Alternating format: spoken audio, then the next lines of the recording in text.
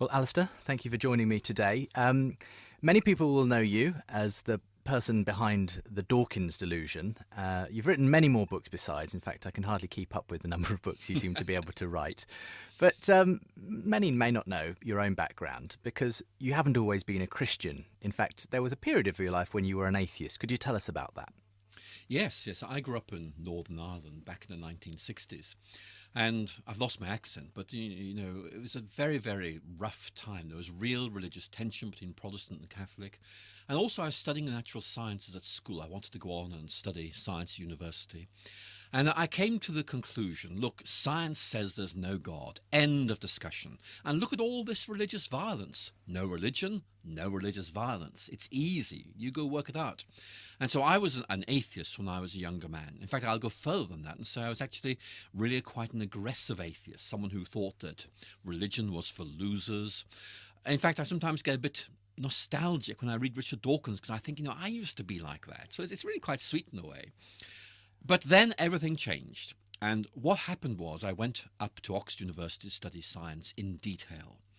And I was forced to rethink everything. I began to realize that, the case for atheism wasn't as good as I'd thought.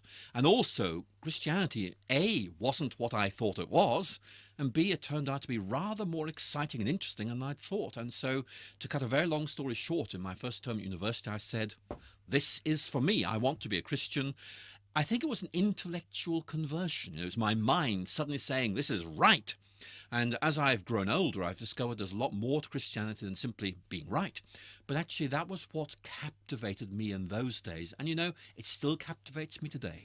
Many people might scratch their heads and wonder, how could you, as a biologist, someone interested in science, suddenly have this revelation, which then led you to believe extraordinary things like a resurrection of a dead man, something on the face of it quite unscientific?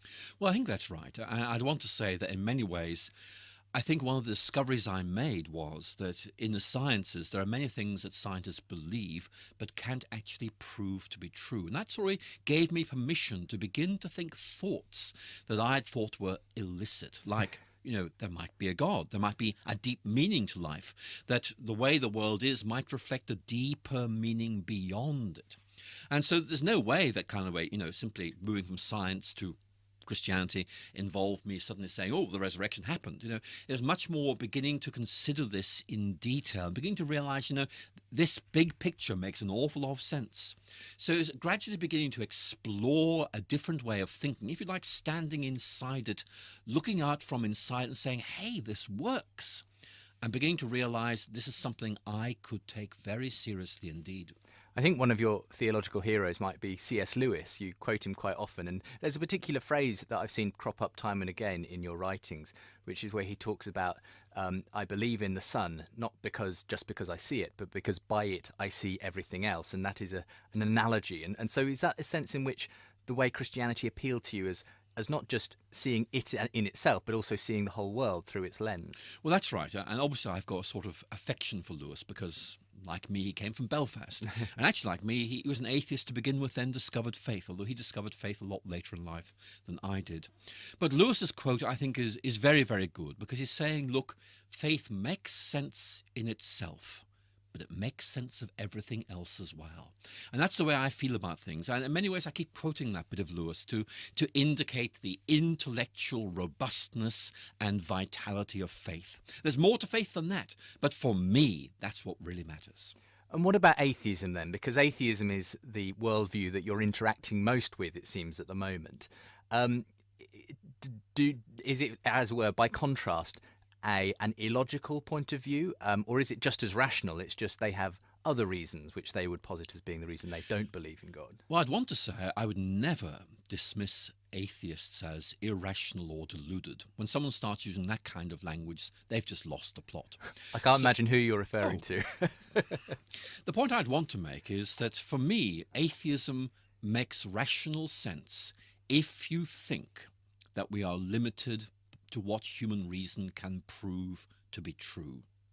Christian faith is about being liberated from the prison house of rational thought. It says there is more to life than what reason can discover. It's not irrational, it goes beyond reason. It's like leaping over a wall and discovering on the other side there is a beautiful landscape which you can't see from inside the prison house. It's difficult, though, isn't it? Because very often a Christian will want to help someone who is not a Christian to see it from their perspective. But we're all essentially locked into our own perspective. And so when you speak to an atheist, how do you, I don't know, move them beyond what is their own worldview, which is that reason is the only tool we have. We can't do this leap that you're talking about, Alistair, beyond the bounds of reason and think that there's some, I don't know, transcendent realm. We have no physical evidence for it. I mean, what do you say to them? Well, I think what I want to say, first of all, to people who are listening to me now is, since I used to be an atheist myself, I've been there, I understand it, and I think actually I can say something helpful to people in that situation. But if I was talking to an atheist right now, here's the sort of thing I'd want to say.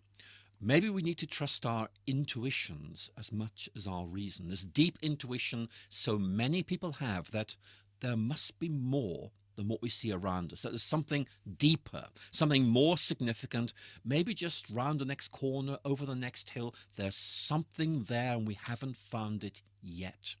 That's a very good starting point for a discussion, because one of the big issues is going to be, will reason take us there? Well, reason can tell us that 2 and 2 make 4, but that isn't going to get me excited in the mornings. But supposing reason points hesitantly and says there might be a God. Don't know what it's like, but there might be one. And then I'm able to say, actually, I can go further than that. Not against reason, but further than reason. Say, there is a God, a loving God, going beyond reason, but continuing the trajectory that reason has begun. Faith brings reason to fulfillment. The problem is atheism simply says, reason, that's it. No. Reason starts the journey. Atheism stops. Faith says, no, we can go further than that. And when we go further, we discover the most wonderful country, one further stop along the line. We do a show here on Unbelievable that engages with apologetics a lot, the defence of the Christian faith. I often think that's as much to challenge a non-Christian as much as it is to, in a sense, help Christians to make sense of the beliefs they have, in a way. I mean, part of that is, in a sense, doubt. I think every Christian experiences doubt about perhaps just literally the existence of God, or maybe about certain doctrines within Christianity. I'm guessing you've probably experienced moments of doubt in your life. How have you dealt with those, and what advice would you give to someone who's experiencing you're doubt? Quite right, and certainly, particularly as a young Christian, I did experience what I call quite severe moments of doubt. How can I prove this? What's the reason for this? And sometimes we make a distinction between cognitive doubt, I'm not sure this is true, and existential doubt, what's the point of it all? And I've been down both those roads. I think what I want to say to people is this. Number one, if we get worried about doubts, very often it's because we haven't actually explored our faith properly. Apologetics is basically about realizing there are profoundly good reasons for faith.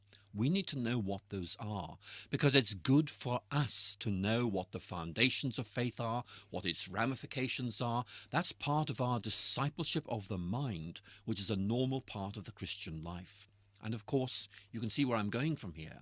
If you've sorted these things out for yourself, when your friends start saying to you, hey, is faith a delusion? Hey, what do you Christians say about this? You can say, I'm so glad you've asked that question. Let me tell you, it's good for you, but it's good for your witness as well. Ultimately, is it a sort of an intellectual argument, though? Because I think lots of us feel that we're kind of cornered, as it were, by what the secularists and the, if you like, the rationalists tell us, that you have to have a certain type of evidence and it has to match these criteria for me to take your belief seriously.